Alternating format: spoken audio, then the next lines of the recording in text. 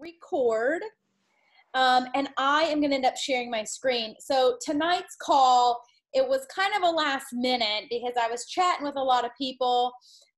We realized, you know what, we need another call on like time management, goal mapping, and really how to grow your business but still have alignment in your life and still enjoy life. I learned long ago that balance is impossible. It is not achievable.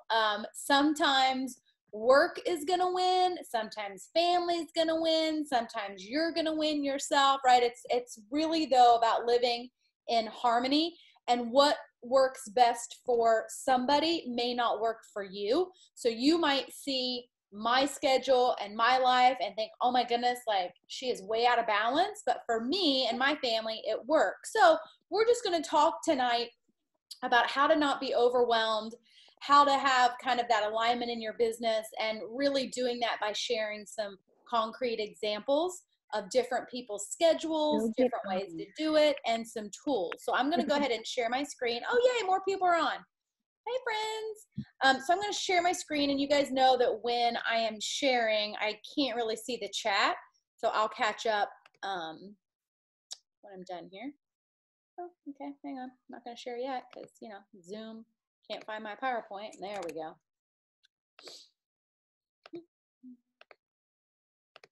And I do this mainly to keep myself on task, or else I will just be talking and talking and talking. So tonight, what I want you to do, and a lot of us have been doing this for a while. We've been on calls before about time management. We're like, yay, we're going to do the things. And then we don't, or we try something and it doesn't work. And guys, that's okay. When it comes to time management, I don't even know if that's like the best term, but really, you know, figuring out how to use the hours in the day that you have based on your priorities, it's always changing. So often we need to revisit it.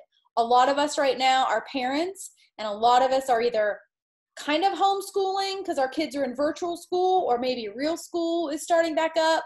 So it's a perfect time to redo our schedules and kind of revisit our time management and reassess. So tonight, what I want you to do is just look at all of the ideas we're sharing, decide what you want to try, but actually be disciplined to commit to it for a month.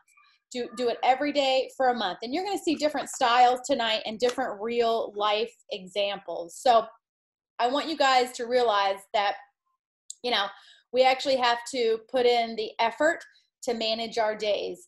A lot of you guys know when I started Plexus, I was working full time. I had a 1-hour commute. So there were days I only had 15, 20 minutes to work my Plexus business. And I was way more productive in those 20 minutes than I sometimes am in 8 hours now, because I was focused. Because when I only had 20 minutes to work Plexus, man, my priorities were spot on and I got it all done. Now when I have 8 hours, I find myself like, oh, I have all day to do that. I'll do it later. And then it never gets done. The other thing is, oftentimes we have to tell ourselves a different story, right? We have to tell ourselves that, oh man, I'm just not a planner. That's just not how I do things, right? That's a story we tell ourselves. So if you really want to get a handle on your time management, you have to change your story. I changed my story of being not a morning person back when I was in graduate school. I realized back in grad school, if I wanted to do some things that I wanted to do before my day got crazy, I had to train myself to be a morning person. So I did. I changed the story in my head, and I've been a morning person ever since. So you can change that thought process in your head when it comes around time management. But I don't want you guys to get caught up in the lipstick. And by that, I mean, you're going to see right here, I have all of these beautiful colored pens. They're like my jam. They're erasable. I have all different millimeters. I love them. Don't get caught up in that. That might not work for you. So don't get caught up in the planner or the type of notebook or the pretty pens or a nice office space, okay? None of that matters. What matters with your time management and working your business is your mindset and your discipline. So finding something that's going to work for you, but then being disciplined enough to stick with it, because we all know that you can work Plexus part-time. That's why we all do it. We all love it. but you can't work it some of the time and be successful. You have to have that consistency of doing it often, whatever that looks like in your time management. The other kind of mindset piece around working your business and scheduling your day, and this was like a big aha moment for me a couple of years ago. Once you become aligned and you have work time and then you have non-work time, and during the non-work time, you're disciplined and you put your phone down and you don't check the messages and you don't do the stuff that's so easy to do when you pick up your phone, it's easy then to realize, you know what, my family sees me work and I'm not ashamed of it. So before, right, sometimes I would catch myself like, oh, I'm in the bathroom. Okay, I'm going to check some messages real quick. Like no one will see me on my phone. But then once you realize that is just not healthy and that breeds resentment and people might get upset that you're on your phone all the time, if you have that discipline to when you are in work mode, you're in work mode, right? And it's okay if your family sees that. But then when you're not in work mode, you're not in work mode and you're not picking your phone up and you're not doing the things, because we all have 24 hours. So I get it, guys. We are all busy and life happens. That's what I love about this business. There are times when I'm going for a big goal and I chat with my family and I'm working hardcore long days. There's other times though when life happens and I step back and I'm still working Plexus every single day, but it's not to the extent. That's what I love about it, okay? But what you won't ever get by with me is the excuse that you don't have time, because we all have 24 hours in a day, right? We just have to prioritize that.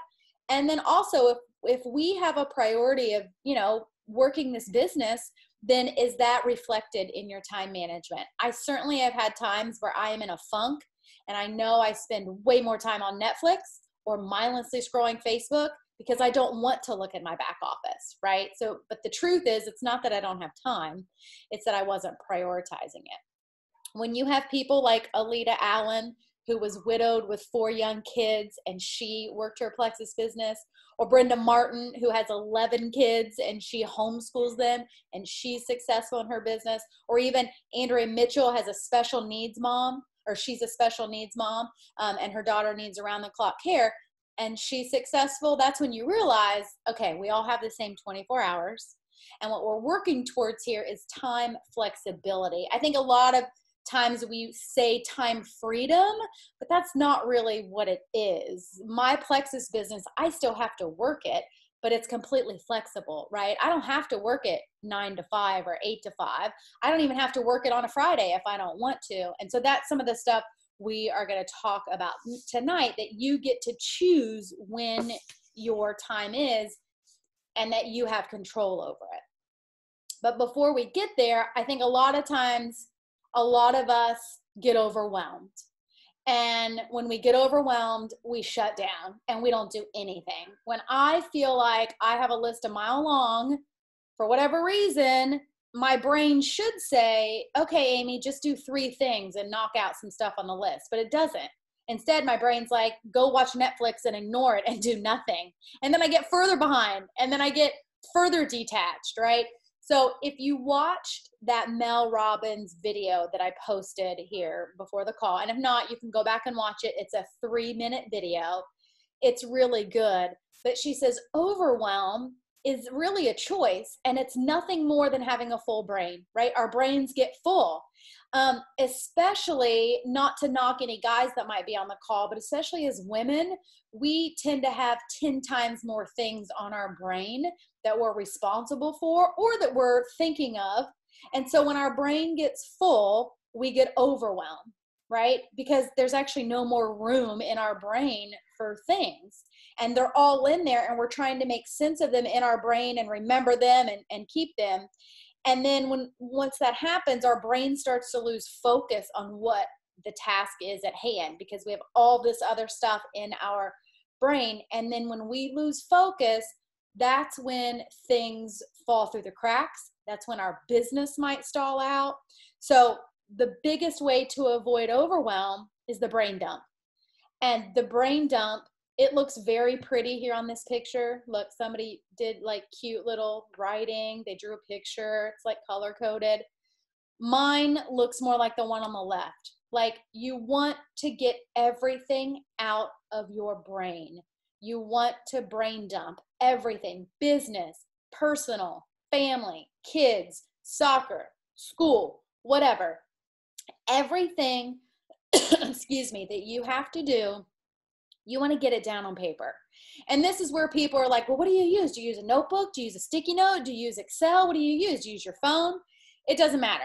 I change it all the time. Right now, I like paper. I have one of those memories that if I write it, I remember it better. So I brain dump on paper. Now, ideally, you would do this every weekend, and then you would check it every single night to see, okay, what did I accomplish? And then what are my priorities tomorrow? So what we want everyone to do, I want you to get into this habit of brain dumping. The minute you think of something, write it down. I keep my list on my kitchen island, so it's always there. Sometimes I will even put a notebook or a notepad on my nightstand, because there's so many times I'm laying in bed and I'm trying to go to sleep and my brain is still full. And I'm like, oh, but I don't want to wake, I don't want to get all the way up. But if I just roll over and brain dump and get it out, then I can go to sleep and my brain can like shut down. And then in the morning, you're right, I'll look at it and see what it was and figure out where it needs to go. But get in the habit of the brain dump, okay? And this is kind of the big rocks method of time management. You're going to brain dump all of the things, but what you're not going to brain dump and what you're not going to put and worry about in your time management is, right, Netflix, binge watching TV. And listen, if you guys know me, I'm the biggest TV buff there is. There are not many shows I have not seen or I'm not watching. My TV is almost always on, but because my business is important, I've started scheduling my TV, right? And putting it actually into my schedule. That's the big rocks method. Because if you fill your brain or you fill your calendar with all of this menial stuff, like scrolling Facebook instead of actually using Facebook for your business, or worrying about things you have no control over, that fills up your glass.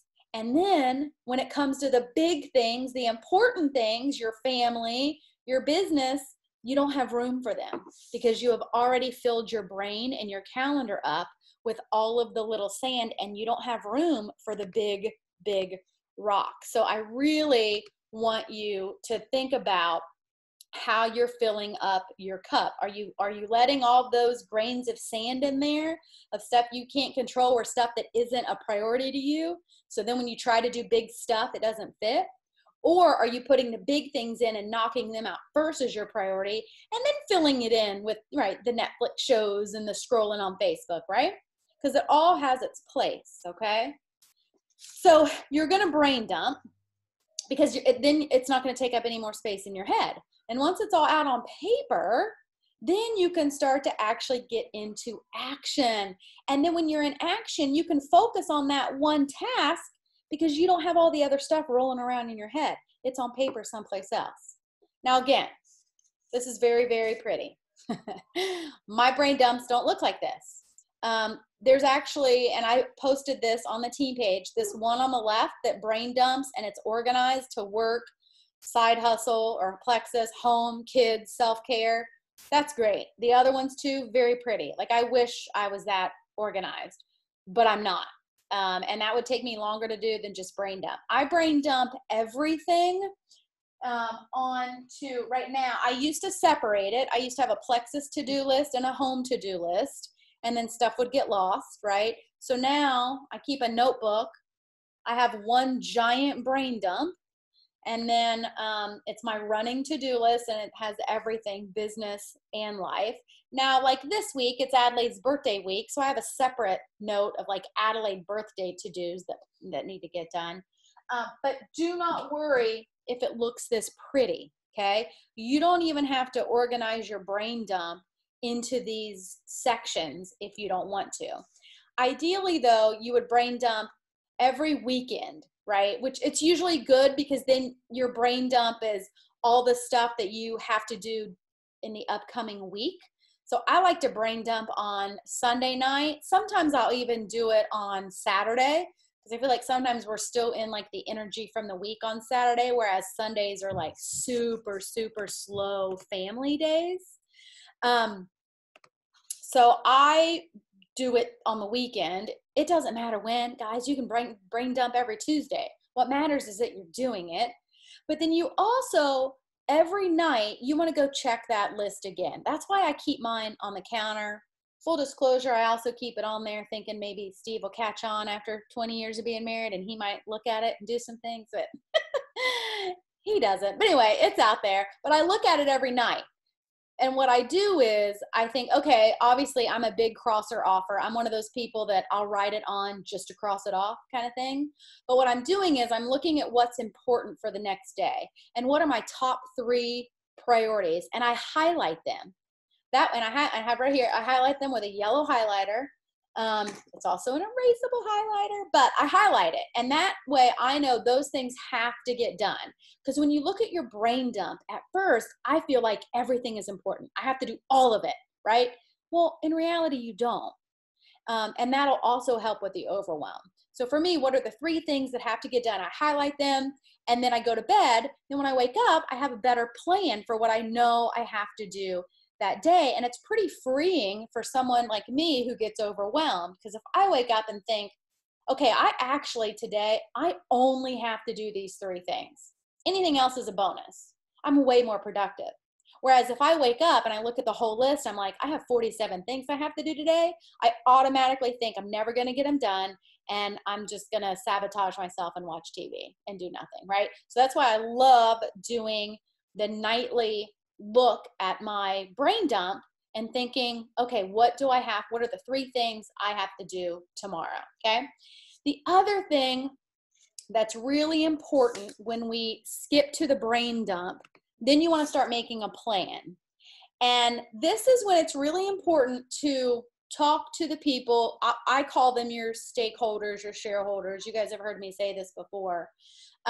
It's the people you live with, it's your roommates, it's your spouse, it's your partner, it's your kids, it's your parents, whoever is in your immediate daily life that's going to be affected by you working a Plexus business. Like the people right now, you're on this call, the other people, right, who have to do something else, either feed the kids, wash the kids, or the kids have to entertain themselves or whatever it is, have conversations with them.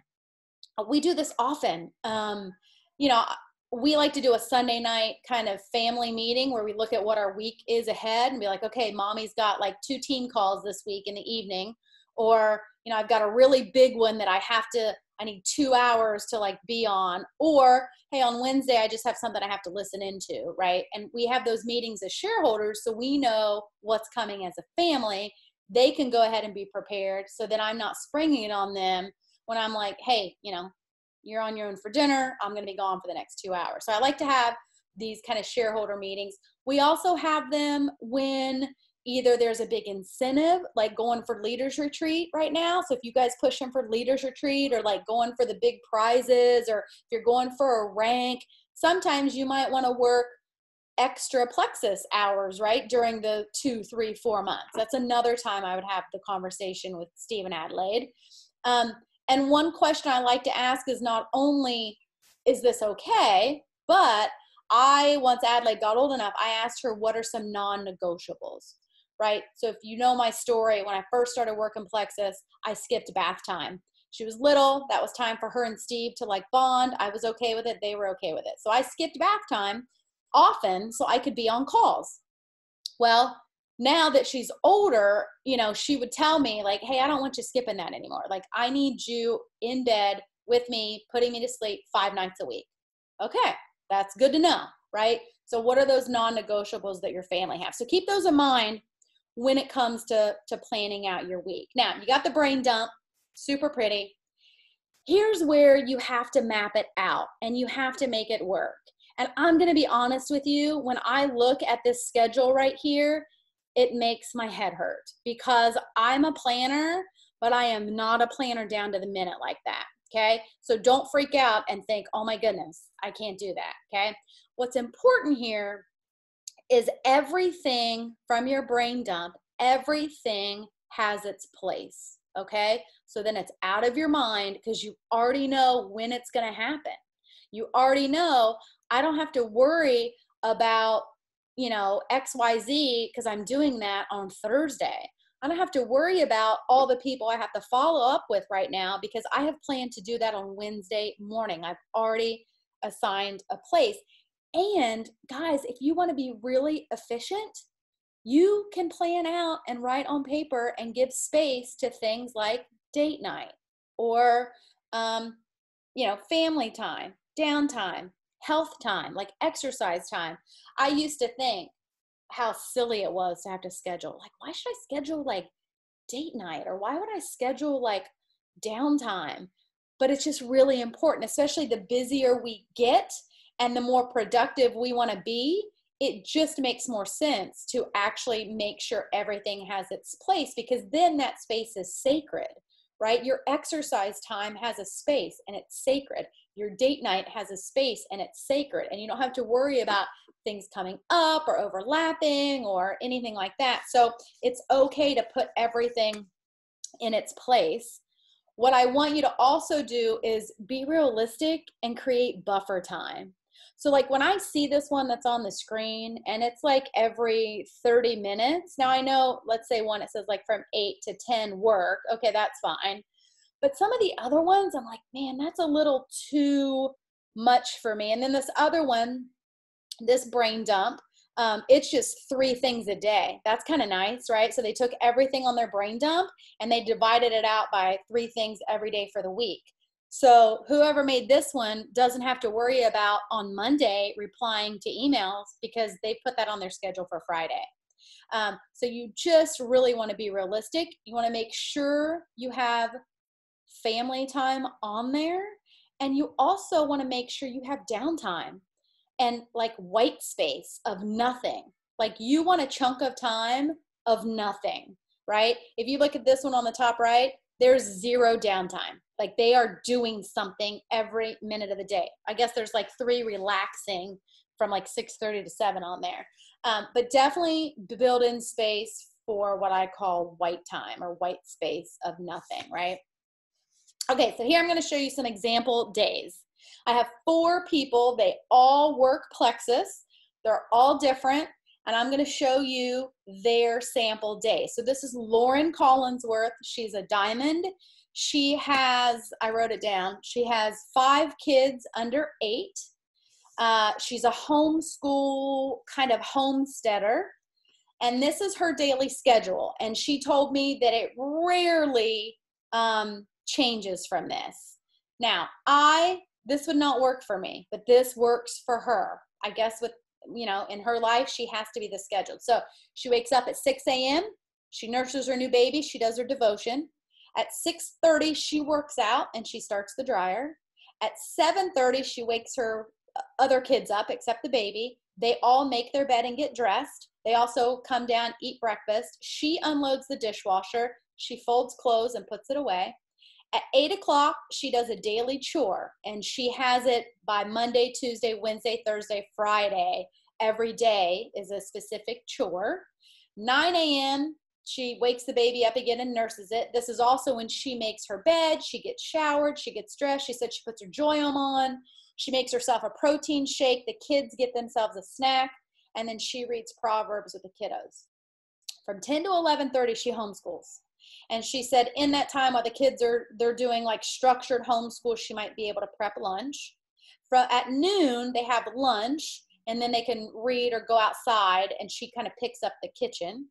And then from 1:30 to 3:30, she said non-negotiable every day is her plexus time, and the kids get quiet time. They can do whatever they want. They just have to be quiet, and they have to stay in the house because she can't be outside checking on them. So from 1:30 to 3:30, that's her plexus time. Then at 3:30, the kids can go outside or they can have free time. 4:30, she starts dinner. And then from 5:30 to 7:30, it's dinner and family time. So she cleans up, she'll run the dishwasher. They do, Bible study, family games, they'll read. She starts her laundry, okay? Because if you notice, she starts her day in the morning with starting the dryer. So she starts the laundry after dinner. And to stay ahead of her game, she says every night she sets out for the next morning her kids' vitamins, their breakfast bowls, their clothes, their homeschool work, and she fills up all of their water bottles. Now remember, she's got 4 kids and a new baby, so she's got 5 kids. So she preps all that right after dinner. 7:30, she puts the baby to bed. 8:30, she puts the kids to bed, and that's when then she also does her bedtime routine. She said she sweeps the floor, she puts the clothes in the dryer, she does her Joyome, and that's when she takes her Plexus. And then she said again, every night, non-negotiable, from 9 to 10, she's working Plexus. But then from 10 to 11, it's just time for her husband and her, and then she is in bed. Now, this is great for her. I cannot be that structured because, there's some days I don't want to do a daily chore at 8 a.m., right? But for her, this works because she said if not, because she's got so many kids and so much stuff going on, especially with homeschool, that if she doesn't stick to it, then she doesn't get anything accomplished. So that's Lauren. This one is Amy S. Now, she is an Emerald, and she actually still works full-time as a teacher. She said she, even though if she's a Diamond, she's always going to teach because she just loves it. Now, hers is a little different too. So she wakes up at 6 a.m., and she told me while she's getting ready for work, like while she's in the shower, she will listen to either a Diamond documentary, a motivational call like Mel Robbins, a team call that she may have missed, or a podcast, anything that she doesn't have to be taking notes on, she'll listen to. At 7 in the morning, she makes a post on Facebook, and then she leaves for work. She gets to work at 7:30, and then from until 11 o'clock, she's working her job. She can't be on her phone. She can't be doing anything. This is a lot like me when I first started Plexus. And then she takes her lunch, and she said she usually, isn't doing Plexus on her lunch hour. She said every once in a while she might, check some messages, but typically no. And then she's got more job stuff. She said, though, at 3:30, if she can, once the kids are out, she will try to take a break and check her messages, meaning her Plexus messages. And at that moment, she will only reply to messages from potentials or level 1. She says she doesn't have time then to check team threads or anything from her upline or anything like that. And then at 4:30, she leaves for work. And on her drive home, she said, again, she'll listen to either a motivational call, a recording, or a podcast. And then when she gets home, though, it's family time because she's been at work all day. So from 5 to 8 is her family time. And then at 8 o'clock, she will do like a Plexus event, maybe a team call or something, she said. She puts the kids to bed at 9. And then again, she blocks a solid hour from 9:30 to 10:30 to work her Plexus business. And then 10:30 to 11, she has husband time. And then 11 o'clock, she goes to bed. Okay. This is great. I can barely stay up until 11, right? So this would not work for me personally. My brain is better in the morning. So I would be better to do my Plexus work early when my brain works better because it kind of turns to mush after 9. Okay, this is Nicole's. Totally putting her on the spot here. What I love about Nicole's is that it's big chunks of time, right? So from 9:30 to 11:30, she's working her Plexus business. And what she's actually done is I don't know if she sets a timer, but she's got it into 30-minute chunks. So for 30 minutes, she's posting, she's setting her intentions for her business. She's doing at least 10, what she calls customer service check-ins. And then she's checking her perks report. Okay, that's 30 minutes, boom. Then the next 30 minutes, she's replying to messages. She's doing whatever the activity of the day is. I'm assuming if she's got an event that week or whatever that activity is. Then she's catching up in threads. Then she's catching up in the team pages. And then the next 30-minute chunk, if she's got any post office running she's doing, that's when she does her thank you notes. She does the Engage app, and she does her follow-up. But then from 11:30 to 4, it's kiddo time, right? So she ain't going to be answering messages, and she's not going to feel guilty about it. Okay. That's often how we get into trouble is we say we're going to put our phone down, but then we don't, or we check a message by accident, or we check a message just to see, and then we feel guilty because we feel like we should reply because the other person saw that we saw the message. But this is where I like we have to be okay with it's kiddo time. And then from 4 to 5, 1 hour in the evening, she set aside some Plexus time for Zooms, follow-ups, or leftover things from her morning Plexus time. And then that's it. She doesn't really structure her evening, but she's leaving an hour for team calls or events if she needs to during the week. And then I love that on Fridays, she's only doing social media content and replying to messages from 10 to 11 and 4 to 5, which is good boundaries. And then weekends, she's only going to check social and check messages 3 times a day. So I really, really like this schedule. My brain works a bit better on this one. And yeah, so oftentimes too, like she said, during COVID, when everyone's home, all the things kind of run together. And I feel like when things try to run together and you're trying to do kid time while you're answering messages, while you're cooking dinner, it just, nothing is effective, right? You're not great at kid time. You're not great at cooking dinner. You're not great at checking messages because you're not focused on any of them because you're trying to do all of them. Multitasking is a farce, my friends. I used to say I was the queen of multitasking. That just meant I did a whole bunch of things and none of them really well because I couldn't focus on just one, right? People will get way better messages from you if you sit down and focus on the message instead of trying to do it on the fly. So the next one is me. And this is mine next week because school is starting back and Adelaide is going to school. So our days are going to be completely different and a lot more structure. Right now, they're pretty willy-nilly. And, you know, I'll tell Adelaide, like, okay, for the next 2 hours, you can go FaceTime with Connor because mommy's got to work. That's how it is now. This is going to be a little bit different. So from 5:30 to 7, that's me time and work time. Now, I know a lot of people say you should get up and center yourself and don't pick up your phone and blah, blah, blah. But for me, my brain is most effective and I am the most motivated to work early in the morning. So you might see messages from me at 5:30. You might see posts from me on the team page between 5:30 and 7. I don't ever expect anyone to reply. That's just when I'm my most motivated. Then from 7 to 9, I'm out because it's kiddo time. We got to get dressed. I got to take her to school. It's a drive. We got to commute there, commute back. And then I buffered an hour in there to run errands if I need to on the way back from school. That way I don't have to leave my house again during the day for something like post office. And to work out, because if I don't schedule my workout time in there, it won't get done. Or if I don't schedule it in the morning, right? Some people are like, oh, that's okay, I can work out in the afternoon. No, like I know that if I don't work out early, it's not going to happen. And then for me, from 10 to 2, it is plexus time. Now you'll notice I don't have that 10 to 2 scheduled out. I don't know what I'm going to do from 10 to 10:30 and 10:30 to 11. I know what IPAs have to be done. So I have my list of potentials that I'm chatting with. I have my list of all you guys going for rank, right? I have all my list. But then I also know the way I work during my plexus time, there are times when I am in Messenger and I'm checking messages. There's other times where I have to close Messenger. So it might be my plexus time, but I have to close Messenger or else I'll just spend all day in team threads or something, right? So that's me being disciplined in my plexus time. Then from 2 to 5, it's kiddo time. 5 to 6:30 is like family time and dinner. And then at 6:30, I will check in to reply to messages. Kind of like that downtime after dinner at our house. You know, I'll check some messages, see what's going on. And then from 7 to 9 on most nights, just because we got big goals we're going for now, I will do plexus, okay? Events, calls, Zooms, whatever that looks like.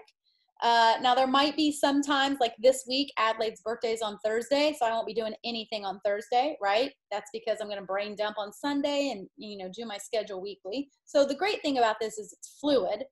And then on Saturdays, I actually love working on Saturday mornings because I'm still motivated. I'm up way earlier than the rest of the family, and I don't care if they sleep in. So I actually like to work my plexus business on the weekends in the morning, but then on Sundays, I usually take those off. Like Sunday mornings, I do not like being on my phone at all. Sometimes I won't even post on Facebook. But then every once in a while, like this Sunday, we'll do an event in the evening. I don't try to do events often on Sundays for me. Okay. So those are just some examples. So, you know, take what works for you. Like Nicole said, you know, if she separates it like family time, kiddo time, like date night, I know she ain't checking her phone during date night, right? Because that's date night. So I really love that kind of time blocking. So what I would love all of us to do to share different ideas and see how people do it, by Friday, I would love all of you guys to brain dump and then come up with like how you're going to time block. and then share that in our team thread. And then I also, for the next few Sundays, I'm going to start brain dumping kind of live so you guys can see how I brain dump and how I kind of schedule my plexus, you know, within everyday life as life kind of gets crazy, because it's about ready to get crazy with back to school. So I'm going to go ahead and stop the share and I'll check the chat. Yeah, it's super hard, especially when we work from home and if you don't have an office. So for the longest time, I did not have an office. And so I would work plexus on the couch. Well, then there's like zero boundaries, right? If you're working on the couch. That's why for me, it's really important to not only set that time, but then articulate it, right? There are times when like, I'll tell you guys like, hey, I'm going to be MIA for messages today. Or I'll tell my family like, hey, you know, this is family time. This is work time. But it's up to us to hold those boundaries, because sometimes we are our own worst enemy. Sometimes it's not that we don't have enough time. It's that we're not holding ourselves accountable and being disciplined in that time. So I hope that was helpful. And I would love to see everyone's schedules. I will take some pictures actually of mine right now, and I'll dump those in the chat. So I hope this was helpful, friends. You guys have any questions before we jump off? Anything else you want to share that works for you? You can unmute yourself if you want.